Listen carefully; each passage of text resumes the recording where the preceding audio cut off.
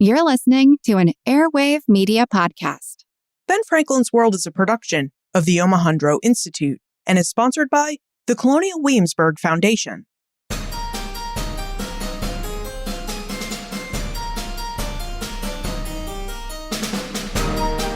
Hello, and welcome to episode 316 of Ben Franklin's World, the podcast dedicated to helping you learn more about how the people and events of our early American past have shaped the present-day world we live in.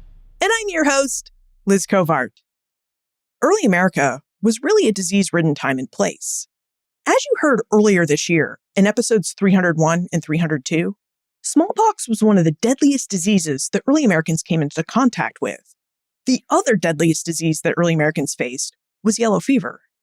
Now, while conducting research for our episodes about smallpox and the history of inoculation and vaccination, my colleague Holly White found the work of historian Catherine Oliveras, which investigates yellow fever epidemics in early New Orleans and how early New Orleanians often used immunity to yellow fever as a marker of a human's value and worth to New Orleans society.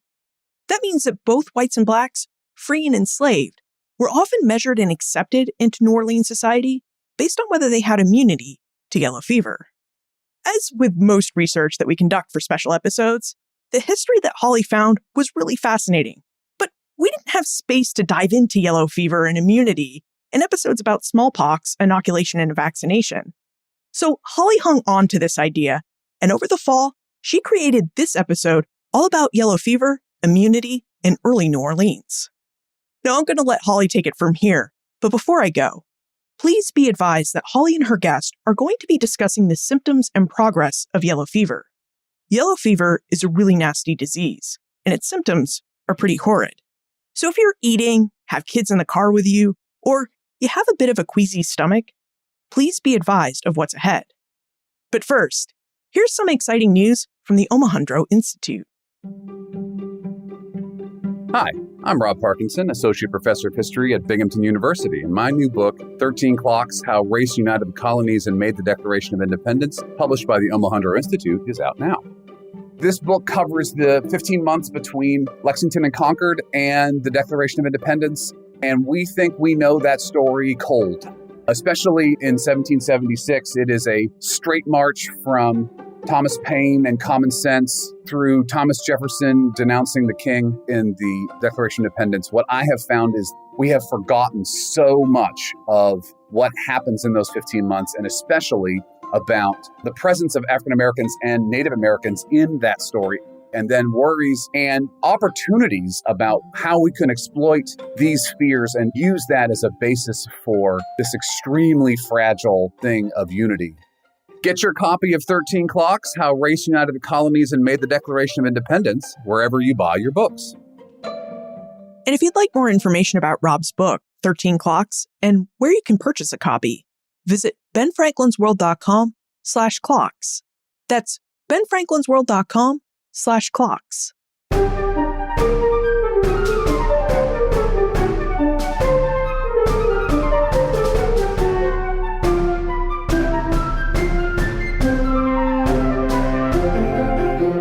In 1803, the United States purchased the Louisiana Territory from France. This purchase included the vital port city of New Orleans. But the United States did not just acquire the city's land, peoples, and wealth. The American government also inherited the city's yellow fever problem. In early America, yellow fever had a mortality rate of 50%.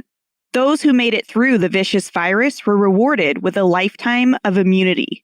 But in a time when yellow fever vaccinations and blood tests to prove antibodies were not in existence, how did early Americans make sense of immunity? And how did they distinguish between those who were immune and those still at risk of catching the virus? Our guest, Catherine Oliveras, an assistant professor of history at Stanford University, leads us on an exploration of yellow fever and the significance of perceived immunity in early New Orleans. During our discussion, Catherine reveals what epidemic yellow fever was and how it spread in early America, how early New Orleanians used yellow fever and ideas about immunity to create a harsher system of racialized and class-based inequality, and what the history of disease can tell us about early American history. Our guest is an assistant professor of history at Stanford University. She's a historian of the antebellum South, the Greater Caribbean, and disease. Her forthcoming book, Necropolis: Disease, Power, and Capitalism in the Cotton Kingdom, tells the story of yellow fever, immunity, and inequality in early New Orleans. Welcome to Ben Franklin's World, Catherine Oliveras. Thank you so much. It's lovely to be here. Catherine, your research explores how early Americans constructed ideas about immunity and privilege in early New Orleans. It also deals with yellow fever. Would you tell us about the disease yellow fever? In the 19th century and before, yellow fever killed as many as half of the people that it infected. Yellow fever tended to kill young adults, especially those people between the ages of 15 and 40, rather than the very young or very old. The other half, the surviving half, became what people in the Atlantic world called acclimated or creolized or seasoned. That is, they became immune for life. Yellow fever was an utterly petrifying disease because it was shrouded in mystery. There was no cure, no inoculation, no conclusive evidence of disease transmission, no consensus as to whether it was contagious, and no satisfactory explanation for why it killed some and spared others. Everyone agreed that it was a very horrible way to die. Victims experienced a sudden onset of intense headaches, muscle pains, jaundice, nausea, and chills.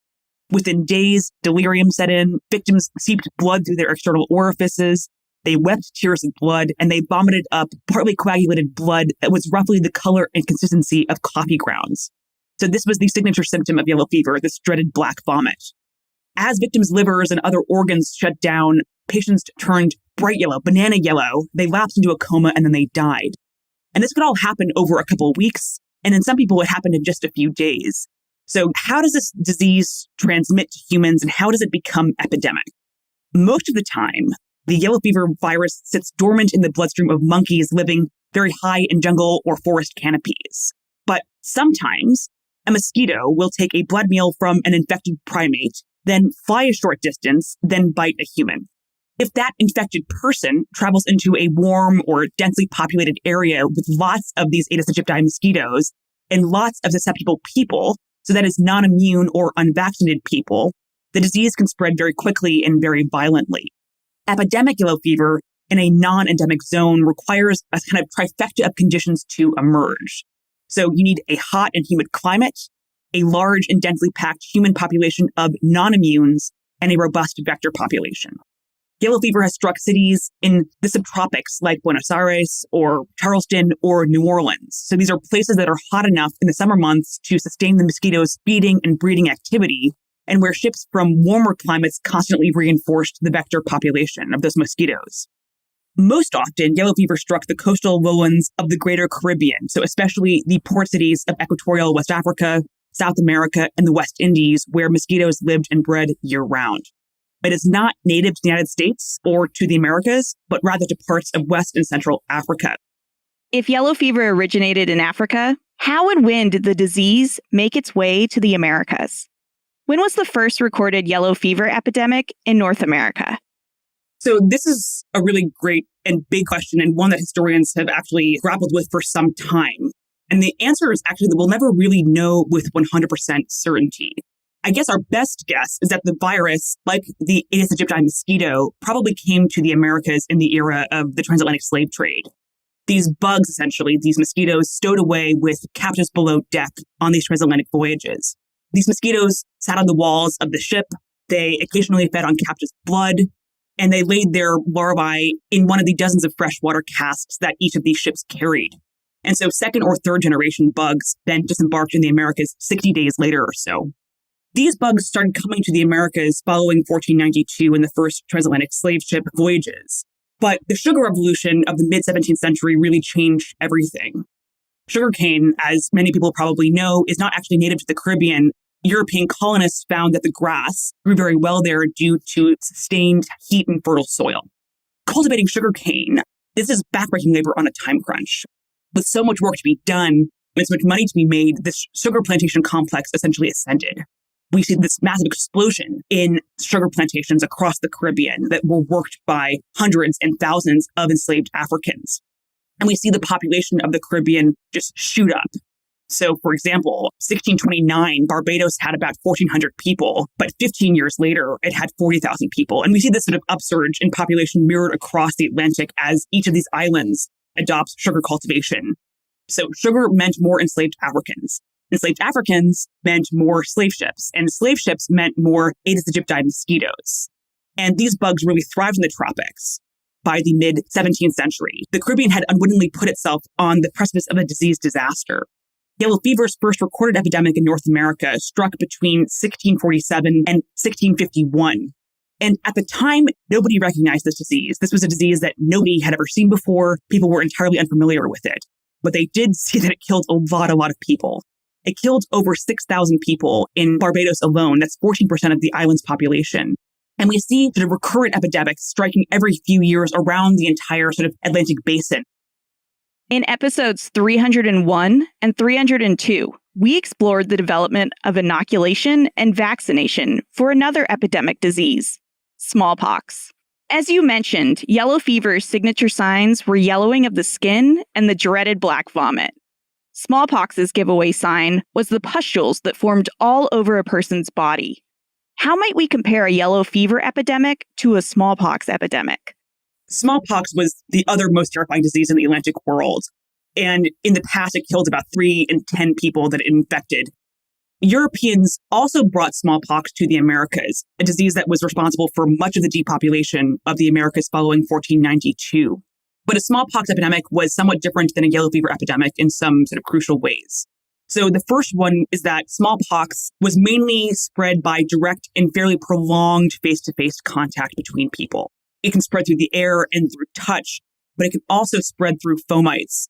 So objects can be contaminated by this virus, like bedding, for example, or clothes.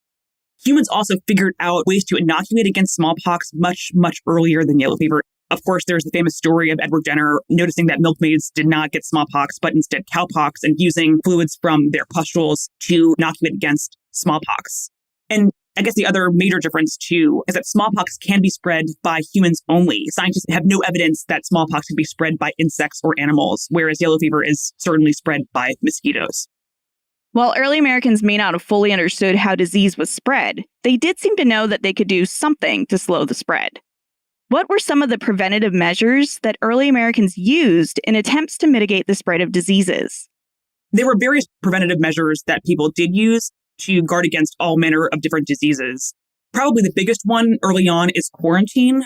This is where incoming ships that are originating from ports where there are outbreaks, that they are quarantined in ports and they're sort of inspected and checked.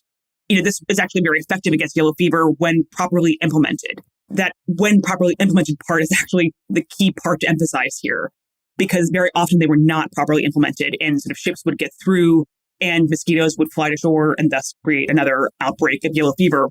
Quarantine is a big one, but also various sort of cities and towns and locales used sanitation. So quite literally cleaning streets, draining streets, flushing streets, trying to remove garbage and sewage. Places that have this fetid smell, they tried to sort of quite literally sweeten the air. That was seen as best prevention against many, many diseases, until the 20th century. An effective vaccine for yellow fever was not invented until the 1930s, and it was developed in Cuba.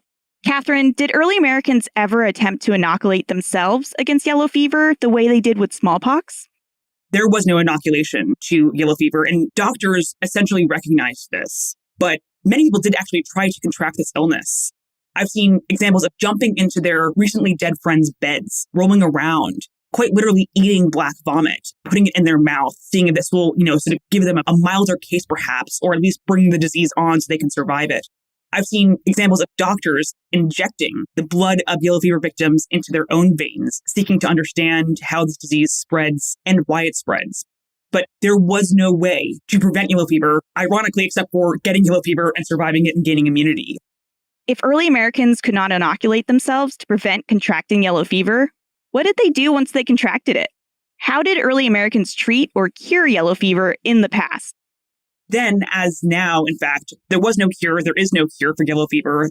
Now, in the past, in the antebellum South in general, but especially in New Orleans, there were all manner of sort of self-styled fever experts.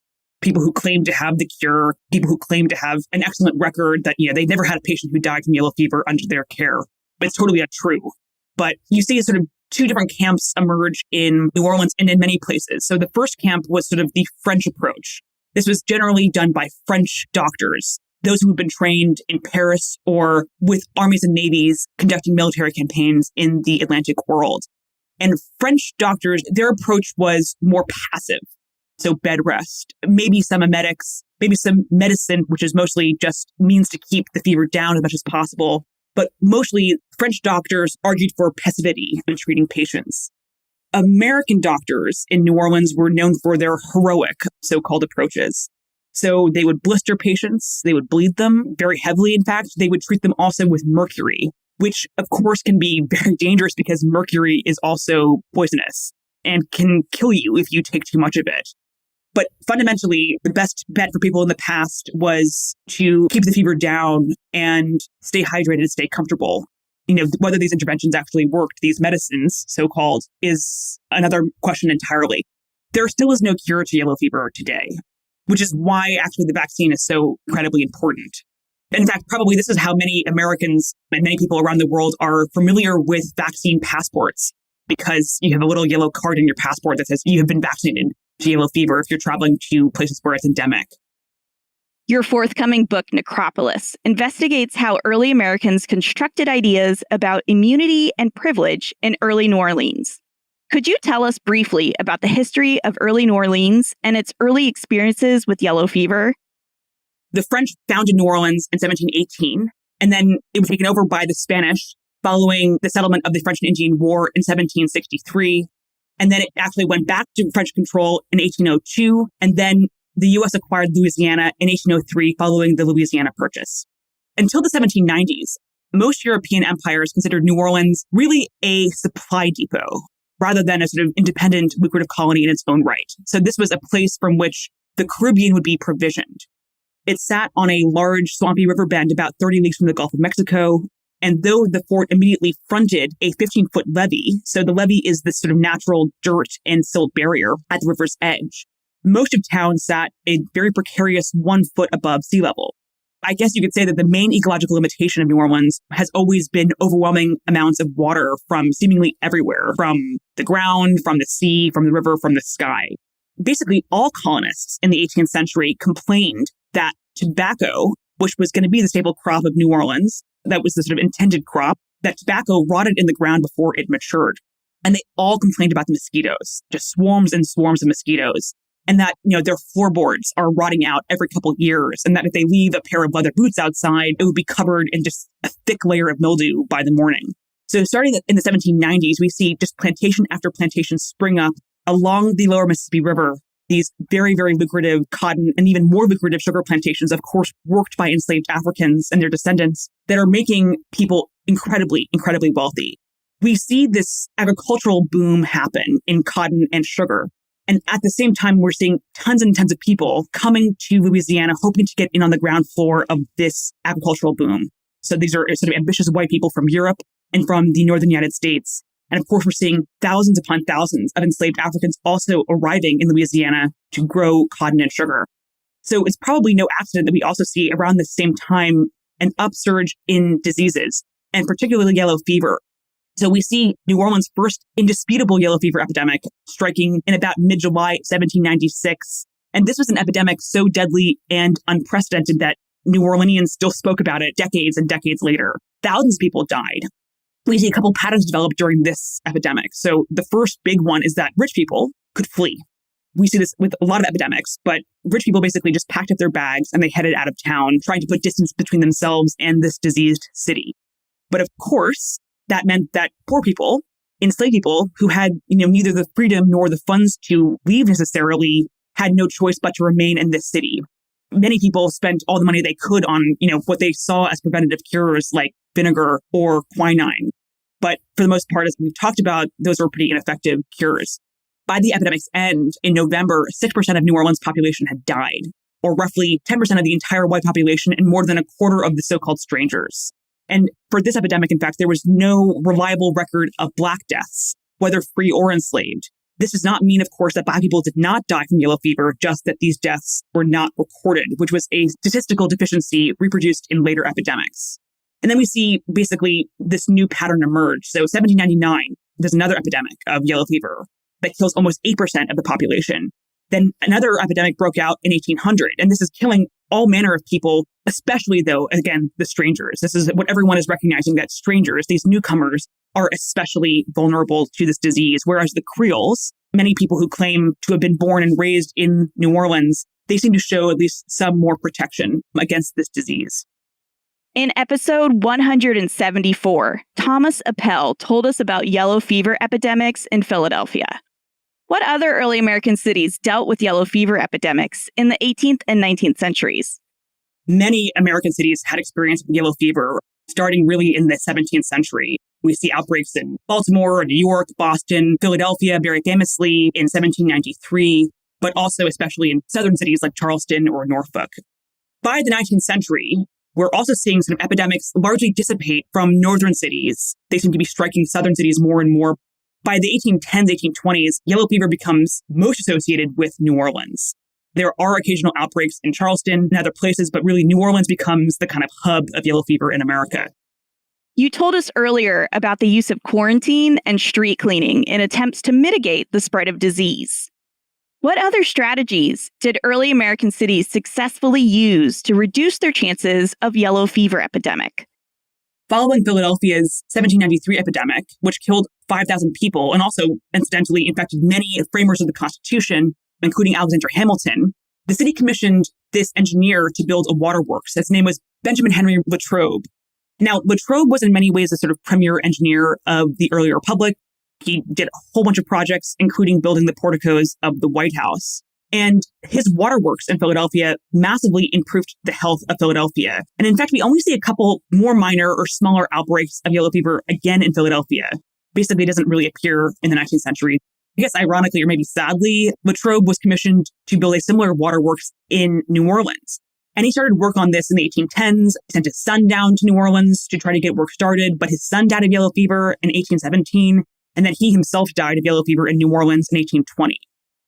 You mentioned earlier that northern early American cities saw declines in yellow fever outbreaks in the 19th century, but New Orleans actually saw an increase. Catherine, could you tell us why this was? Did early New Orleanians handle their epidemics differently from other early American cities? We're seeing, in some sense, in the earliest decades of the 19th century, cities increasingly taking sort of responsibility for the health of their inhabitants. So that means establishing waterworks. That means building sewers. That means installing quarantines. That means setting up hospitals and poorhouses.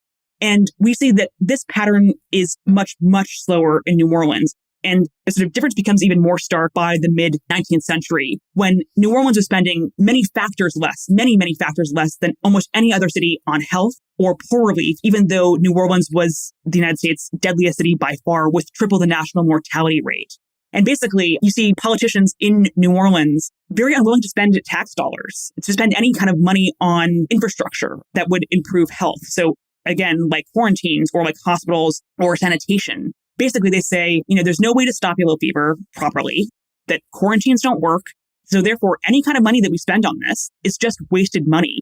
And essentially, the sort of first truth that they told people was nobody's forcing you to come to New Orleans. But if you come to New Orleans, you've got to accept that disease risk is going to be a part of your life, or, maybe your death too. But, there's nothing we can do to help you prevent getting yellow fever. It's our job to help you make money if you're a white person once you survive yellow fever. But there's nothing we can do to prevent that event from happening. This harshness you're describing really gets to the heart of your research. I think in order to understand why yellow fever epidemics played out the way they did in 19th century New Orleans, we first need to understand a bit more about the New Orleans that the United States inherited with the Louisiana Purchase in 1803. Catherine, what kind of racial and social order existed in early New Orleans? So New Orleans in the 18th century looked really quite a bit different than other North American cities. Both Spain and France relied on the labor of enslaved Africans. And so New Orleans, from its founding in 1718, was majority Black. Over time, this created quite complicated racial and gender structure. Under French and Spanish slave law, an enslaved person can purchase their freedom. So we see not just the growth in the enslaved Black population, but also in the free Black population too. By the time of the Louisiana Purchase in 1803, we see a very sizable and actually quite powerful population of free Black people, many of whom could claim ancestry going back many generations within Louisiana itself, many of whom were Catholic, many of whom spoke French or Spanish or English or African languages. So we see this complicated racial structure, which is a little bit different than the sort of white-Black binary that existed in slave societies on the east coast of North America. So, for example, in Virginia. In 1804, New Orleans became an official territory of the United States. With this transition from French to United States power came a flood of American government officials who were new to the Gulf Coast port. What role did yellow fever play in the transition of power between the French and American governments? Not a very good one. It didn't go all that well because of yellow fever. So 1804, so this is the year after America has purchased Louisiana. The United States says, please just punch about this because control over New Orleans means control over the Mississippi. But that year, 1804, because floods of people are coming into New Orleans, the population is swelling. All the new American government bureaucrats, about half and a third of them died from yellow fever. That's a really, really large number. This is estimated by W.C.C. Claiborne, who was the territorial governor of Orleans Parish, appointed by Thomas Jefferson. And in fact, Claiborne himself, he almost died from yellow fever. He became very, very ill, and he survived and he became acclimated. But his wife and his daughter died. They died on the same day that his temporary governorship was made permanent by Jefferson. 5 years later, in fact, Claiborne's second wife would also die from yellow fever. So obviously not a great track record with yellow fever in that family. Many of his personal clerks died. Various people in the land office died, as did the customs collector. Customs collector is a very important role in New Orleans because that's basically raising revenue. They're controlling the flow of goods and people in and out of the port and collecting tariffs on products. Now, there were many, many, many epidemics, repeated epidemics, in fact, in the territorial period that lasted until 1812 when Louisiana became a state. So we see epidemics again in 1804, 1805, 1809, 1811. And these epidemics kind of seem to catch the U.S. government off guard, I'd say. Many people in Washington had firsthand experience with yellow fever because they had contracted it in Philadelphia in 1793, but they didn't really know how bad it was going to be in New Orleans. They lamented the fact that yellow fever seemed to slow the activities of government, especially land and legal reform. So you've got this problem that people come here to fill one of these government posts. They die, and then you have to replace them. And that takes a lot of time in many instances. So some offices they're left unfilled for months and months and months on end. And this also means, of course, that, beyond the personal tragedy of somebody dying from yellow fever, it also means that institutional knowledge cannot accrue. So you're basically having to reinvent the wheel all the time. For example, in the land office, where land commissioners, they come down from the East Coast and they arrive, get their bearings. They're trying to figure out how to move all of these land titles from Spanish order to this new American order, and then they die. And nobody knows where they left their paperwork.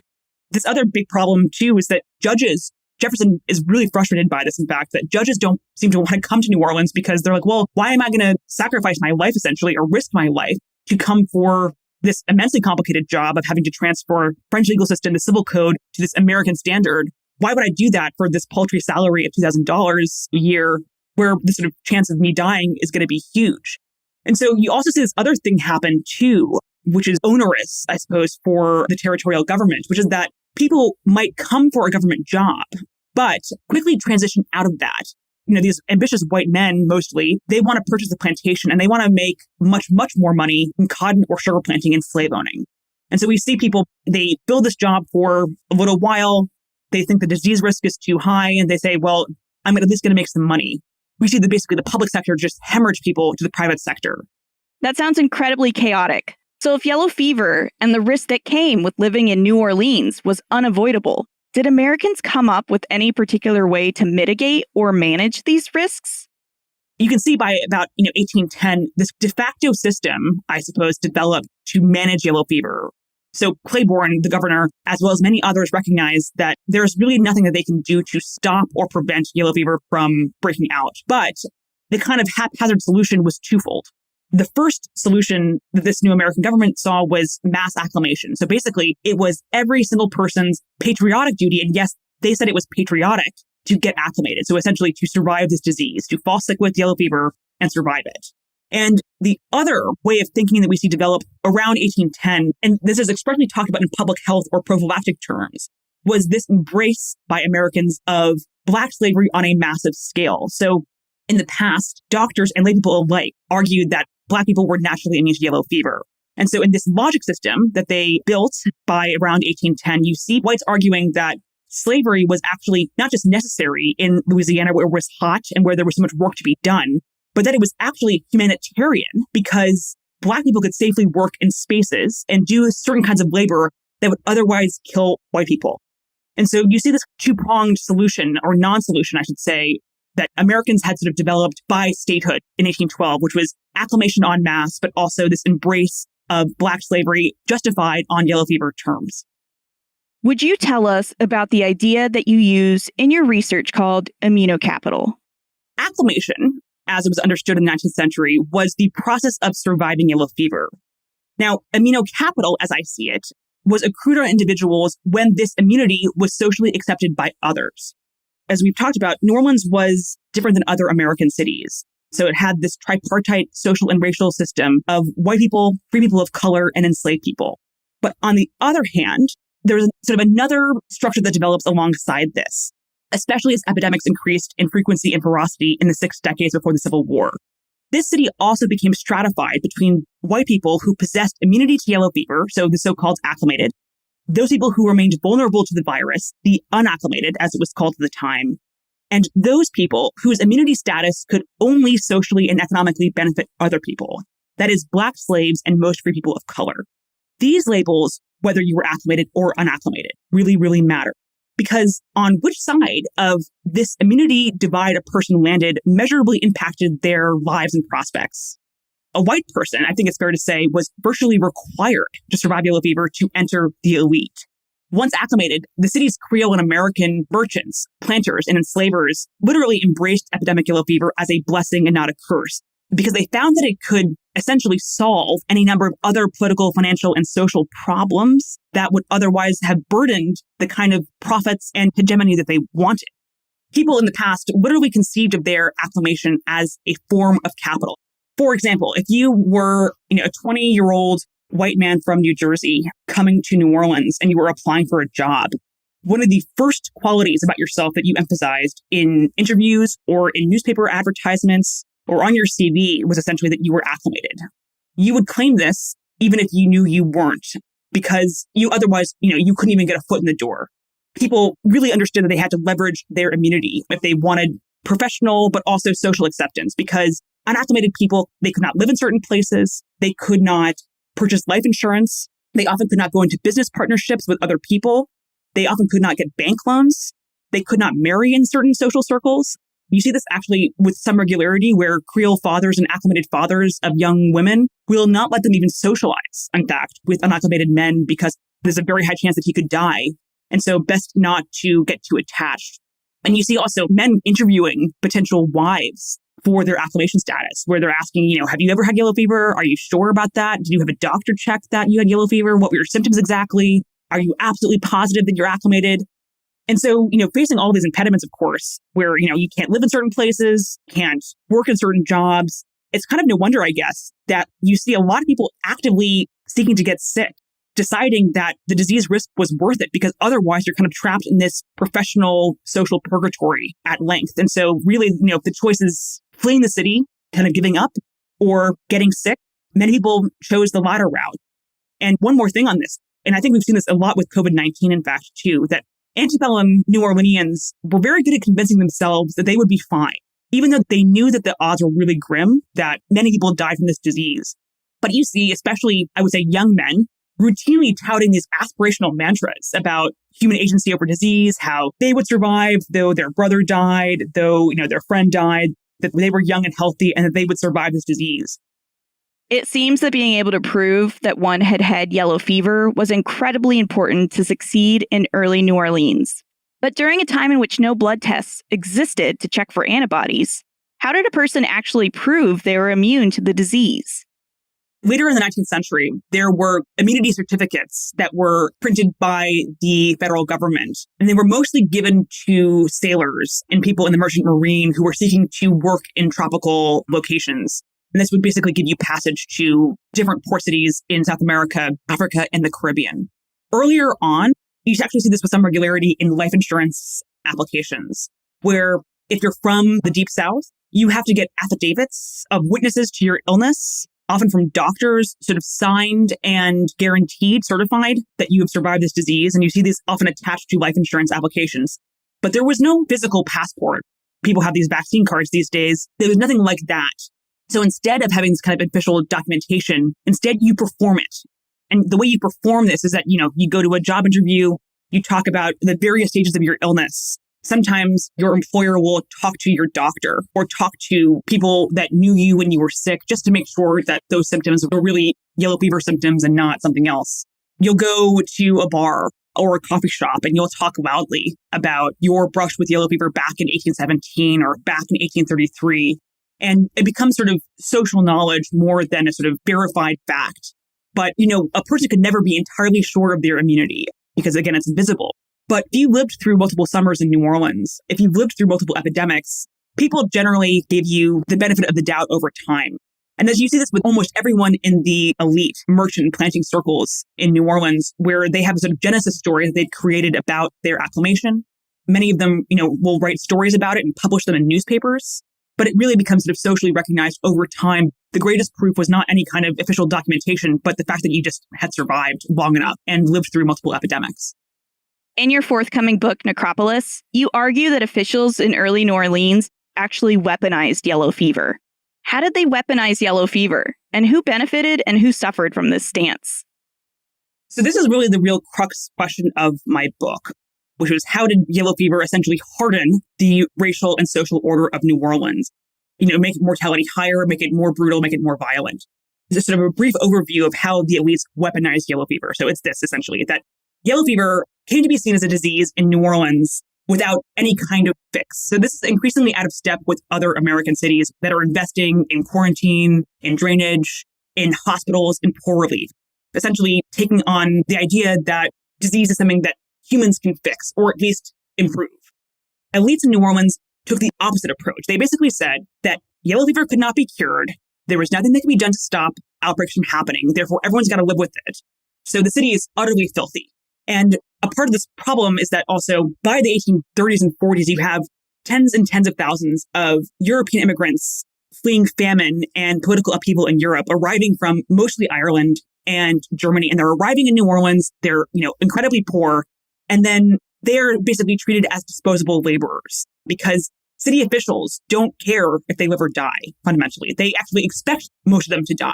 And so this basically gives them the kind of carte blanche to not invest in infrastructure.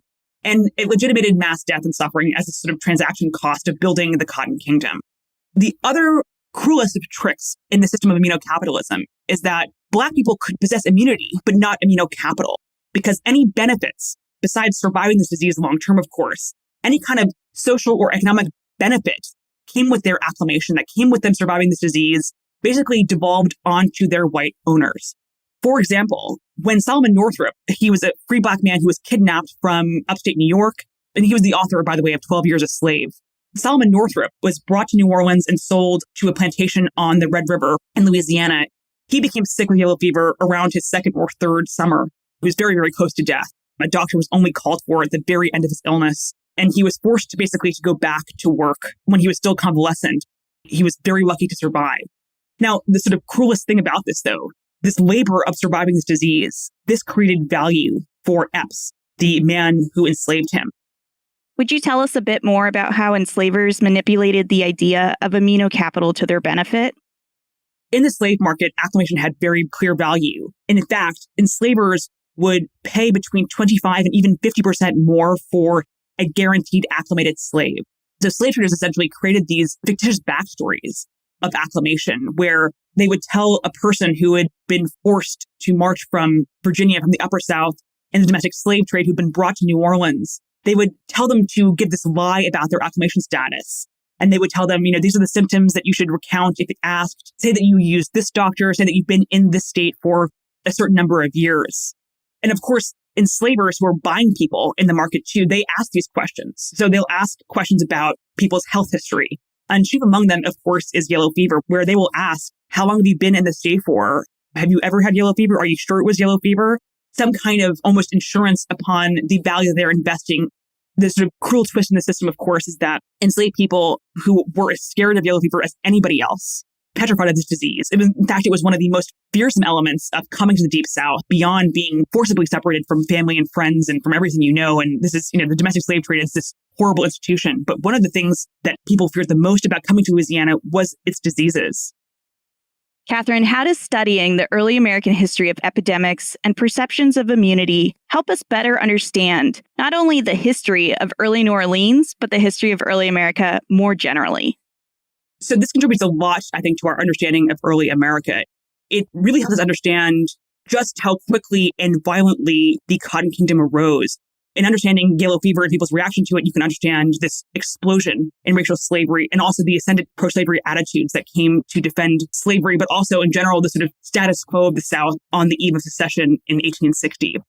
I think you can also understand a lot about the history of race and medicine and also the malleability of disease and how disease was used to essentially create more inequality in already unequal societies. We often talk about disease, and even in the early republic, as epidemics being kind of great levelers, where epidemics come, many people die, but in the aftermath, people are unified around common ends.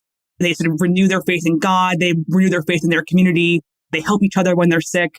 I think we see the absolute opposite of that in New Orleans here. We're seeing disease be, not just weaponized, but really deeply used by elites to create more inequality, which will expand their own personal capital, but also catalyze the rapid ascent of the cotton and sugar kingdoms, all powered, of course, through slavery. So I think you can see disease not being some kind of great social leveler here. We're seeing it actually be a great unequalizer. And that really helps us understand how disease was, it wasn't just that it happened or that, epidemics don't have this sort of start and end point, but they're used and they're made into narratives and they're made sort of justified, and people develop explanations for them, which will increase social and racial inequality. The time warp. Historians can't predict the future, but they can speculate about what might have been. This is a fun segment of the show where we ask you a hypothetical history question about what might have happened if something had occurred differently or if someone had acted differently.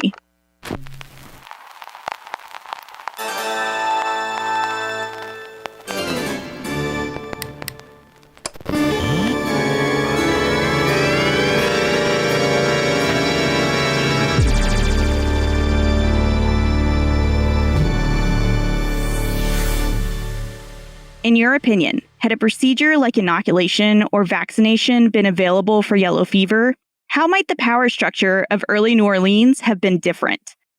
Well, I think certainly if inoculation had been available or vaccination had been available, a lot fewer people would have died. Hundreds of thousands of people died from yellow fever during the 19th century in the Deep South. Those lives could have been saved. It's a really interesting question because, what did yellow fever do to contribute to the dynamics of this slave society? How would the power structure have been different had yellow fever not been here? If you take yellow fever out of the equation, would the same thing have happened? I don't think so. I really don't think so. I think yellow fever was a crucial ingredient in the ways that people built society and thought about self-making and thought about structures and risk and value in general. If you live in a place where basically half of the people that you meet, will die from this disease, that of course would have an impact on the way that you think about your own life, the way that you think about the disposability of other people's lives, especially Black lives in the antebellum South. I think that yellow fever essentially turned up the volume on so many of the aspects of the society. I think that essentially yellow fever made white people more inured to violence, more comfortable with mass death and mortality, more comfortable with seeing inequality on a massive scale, and made people more comfortable with this very small state approach to society in which really the state doesn't play much of a role in people's lives. It's the market. The market is reigns supreme above all, not the state itself. Would you tell us what aspect of history you are researching and writing about now? I'm working on a project about life insurance premiums, especially climate premiums in the United States, but also in Europe and in Africa. So this spans from the 19th to the 20th century. I'm working on a project about sort of mapping slave revolts and trying to understand how rumors about slave revolts spread across physical spaces in the American South.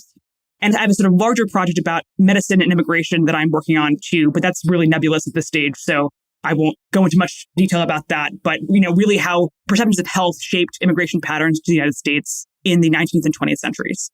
Where is the best place to look for more information about you, your work, and how to get in contact with you? Well, you can follow me on Twitter, or please email me at the address on my faculty page at Stanford. I would be delighted to hear from you anytime. Thank you so much for joining us on Ben Franklin's World today, Catherine. Thank you. It was delightful to be here. Living in early New Orleans meant living with yellow fever. With a mortality rate of 50%, the constant possibility of one's death weighed heavy on most minds. This also meant that those who successfully made it through yellow fever became people of note. Their perceived immunity privileged them in New Orleanian society, promising access to jobs, marriage, and opportunities that could not be risked on an unacclimated person. As Catherine revealed to us, early New Orleanians manipulated ideas about perceived immunity to yellow fever. Early New Orleanians privileged elite white Americans while simultaneously creating additional hardships and increased exploitation of enslaved, free Black, and lower-class immigrant workers. As Catherine reminds us, disease is not something that just happens. In New Orleans, in particular, yellow fever epidemics were strategically used to create a narrative that increased social and racial inequality of this early American city. If you'd like more information about Catherine, her forthcoming book, Necropolis, plus notes and links for everything we talked about today, visit the show notes page, benfranklinsworld.com/316. Friends tell friends about their favorite podcasts. So while you're gathered around the dinner table this weekend, please tell your friends and family about Ben Franklin's World. This episode of Ben Franklin's World is supported by an American Rescue Plan grant to the Omohundro Institute from the National Endowment for the Humanities. Production assistance for this podcast comes from the Omohundro Institute's digital audio team: Joseph Edelman, Jessica Brabble, Martha Howard, and Holly White. Breakmaster Cylinder composed our custom theme music. This podcast is part of the Airwave Media Podcast Network. To discover and listen to their other podcasts, visit airwavemedia.com. Finally, happy Thanksgiving. Please know that the team and I are really grateful for you and all your support. Ben Franklin's World is a production of the Omohundro Institute and is sponsored by the Colonial Williamsburg Foundation.